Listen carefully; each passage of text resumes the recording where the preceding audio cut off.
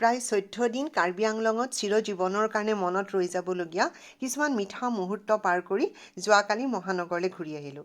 ভাগৰে যুগৰে আহি আলু পিটিকা কণী বইল কৰি খাই পাল মাৰিলোহেঁতেন, কিন্তু তাৰ পৰা লৈ অনা কৌপাত তৰাপাত শাক পাচলিবোৰ শুকাই যোৱাৰ ভয়তে এলাহ নকৰাকৈ আজিৰ সাঁজটো যত্ন কৰি ৰান্ধিব ওলাইছোঁ। আজি ৰান্ধিম আম দিয়া দাইল, আদা পাতেৰে ৰন্ধা ভাঙোন মাছ, বকফুলৰ বৰ আৰু মিছা মাছৰ আঞ্জা। মিছা মাছৰ আঞ্জাখন সাধাৰণভাৱে মই ৰান্ধিবলৈ ওলাইছোঁ। পিঁয়াজ, আদা, নহৰু, বিলাহীৰ পেষ্ট তেলত ৰঙচুৱাকৈ ভাজি মিছা মাছখিনি আৰু আলুখিনি দি গৰম পানী ঢালি সিজিব দিলোঁ। পেষ্টখিনি মিক্সিতে মাৰি ল'লোঁ। সাধাৰণতে মই পটাত পিচি লওঁ, কিন্তু আজি সেইখিনি কৰিবলৈ সময় নহ'ল, ভাগৰতো আহিছোঁ, গতিকে তাৰ মাজে মাজে বেলেগ কামো কৰি আছোঁ। আবেলিকৈ মই আজি যাম হৰ্টিকালচাৰ শ্ব' চাবৰ কাৰণে, কিয়নো কালিলৈ শেষ হ'ব। মনালিছা আৰু ময়ূৰীয়ে ফোন কৰিছে বা ওলাই আহা, গতিকে মই এইখিনি ৰান্ধি লৈ খাইহে মই তাৰপিছত যাব পাৰিম। যিয়ে নহওক হৰ্টিকালচাৰ শ্ব' বছৰত এবাৰেই আহে, গতিকে মই কালি আহি পাইছোঁ যেতিয়া মই আজি এবাৰ হ'লেও যাম সেই শ্ব'খন চাবৰ কাৰণে। মানে হৰ্টিকালচাৰ শ্ব' চাবলৈ মোৰ খুব মন যায়, কিয়নো গোটেই অসমৰ বেলেগ বেলেগ ঠাইৰ পৰা গোটেই ফুলৰ মানে সম্ভাৰ লৈ পেলাই নাৰ্চাৰীবিলাক আহে। বাকী আপোনালোকক মই বাকীখিনি এতিয়া আকৌ ভিডিঅ' যোগে দেখাই যাম।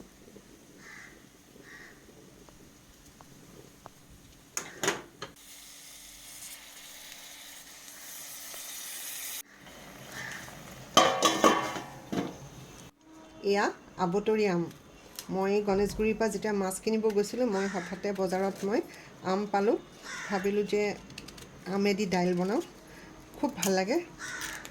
বাকলিটো কাটি নিদিওঁ, বাকলিৰে সৈতে দিওঁ, খুব ভাল লাগে খাই। কিন্তু পুৰঠ হৈছেচোন আম। এয়া বাহিৰৰ পৰা আম, কিন্তু আমাৰ অসমৰ আম নহয়, পকিও গৈছে। আজি মই দাইল, মচুৰ আৰু মগু ৰান্ধিম, আৰু লগত মই এয়া আম কাটি দিম। অলপ পকিছে কাৰণে খুব বেছি সিজাবও নোৱাৰিম চাগে, একেবাৰে শেষত ফোৰণ দিয়াৰ পিছত দিম মই।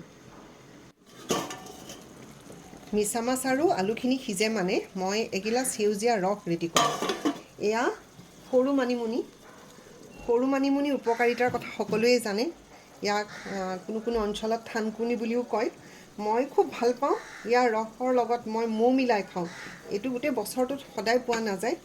এইখিনি সময়ত খেতিৰ সময়, মানে শাক পাচলি হোৱাৰ সময়, তাৰ মাজে মাজে মানিমুনি হয়, আৰু মই ইয়াক মিক্সিত মাৰি ইয়াৰ ৰসখিনি মই মৌৰে সৈতে খাওঁ। এই ৰসখিনি ৰাতিপুৱা খালী পেটে খাব পাৰিলে বেছি ভাল।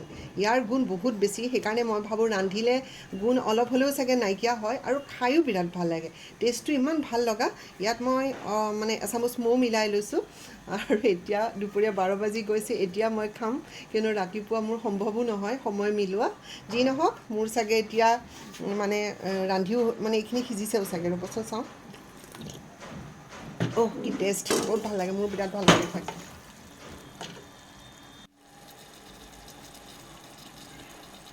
এইখিনি সময়তে মোৰ মাছো সিজি উঠিছে প্ৰায়, আলু অলপ ডাঙৰ ডাঙৰকৈ দিছিলোঁ। এতিয়া মই বকফুল ভাজিম। এয়া বকফুল, ইয়াৰ লগত মই চাউলৰ গুড়ি আৰু নিমখ মিলাই লৈছোঁ, কিন্তু মই হালধি দিয়া নাই, যিহেতু বকফুলটো বগা, মোৰ বগা হৈ থাকিলেই ভাল লাগে। ইয়াৰ মিঠাতেল গৰম কৰি ৰাখিছিলোঁ। ইমান যে এইটো এইখিনি সময়ত যে ইমান ধুনীয়া ধুনীয়া পাচলি ওলায়, এতিয়া চব খাওঁ খাওঁ লাগে। আৰু চাউল গুড়ি দিলে কি হয়, অলপ মচমচীয়া হয়, ভাল লাগে। এতিয়া বকফুল ভজা তেলখিনিতে মই ফোৰণ দিম। এয়া পাঁচফোৰণ দিলোঁ, লগতে মই কাটি থোৱা আম কেইটুকুৰ দি দিলোঁ। মই অলপ টেঙা খাই ভাল পাওঁ। মই মচুৰ আৰু মগু দাইল হালধি মিলাই সিদ্ধ কৰি ৰাখিছিলোঁ, এতিয়া মই ঢালি দিলোঁ। অলপ দেৰি আমখিনি সিজিবলৈ দিওঁ। আজি দুপৰীয়াৰ সাজৰ মোৰ স্পেচিয়েল আইটেম হৈছে আদা পাতেৰে মাছ।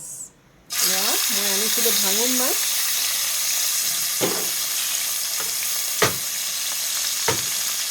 আদা মাছ ৰান্ধিবৰ কাৰণে মই ইয়াত যোগাৰ কৰি লৈছোঁ আদাৰ পাতৰ ৰস। আদাৰ পাতখিনি মই পটাত পিচি লৈছিলোঁ, তাৰপিছত মই সিঠাখিনি পেলাই দি ৰসখিনি ৰাখিলোঁ। এয়া আদা আৰু নহৰু মই খুন্দিও লৈছোঁ, মিহিকৈ কুটিও লৈছোঁ। আৰু এয়া হৈছে মাছ সিজোৱা পানী। মোৰ কেন্দিহঁতে মাছ খাই খুব ভাল পায়। মাছখিনি যেতিয়া সিদ্ধ কৰিছিলোঁ, তাৰ পানীখিনি মই ৰাখি দিছিলোঁ, আৰু তাত অকণমান মাছ ভাঙি দিয়াও আছে। এয়া ভাঙোন মাছ মই ভাজি ল'লোঁ। এয়া এতিয়া তেল, যিখিনি মাছ ভজা তেল আছিলে, তাতে মই এতিয়া আদা নহৰুখিনি ভাজি ল'ম। এয়া আদা আৰু নহৰুখিনি মই দি দিলোঁ।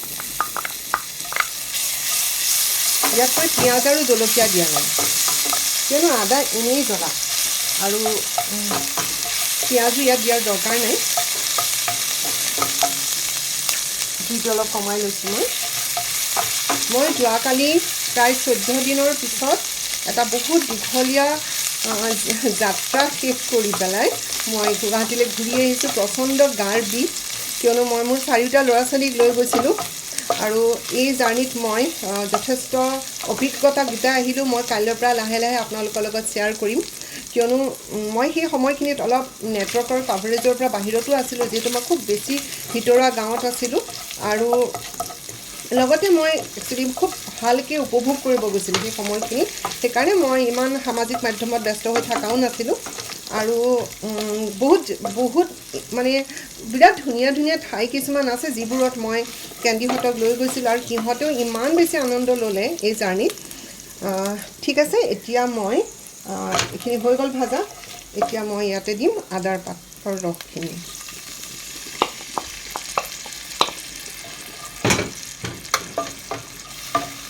এতিয়া মই দিম ইয়াত এই মাছ সিজোৱা পানীখিনি, লগতে অকণমান মাছো আছে দেই ইয়াত।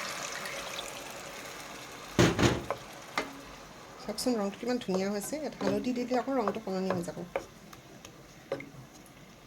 অকণ উতলা হওক। এতিয়া মাছ সিদ্ধ কৰা পানীখিনি ইয়াত দি দিয়াৰ কাৰণে ইয়াৰ সোৱাদটো অলপ বেলেগ হ'ব, খাই খুব ভাল লাগে।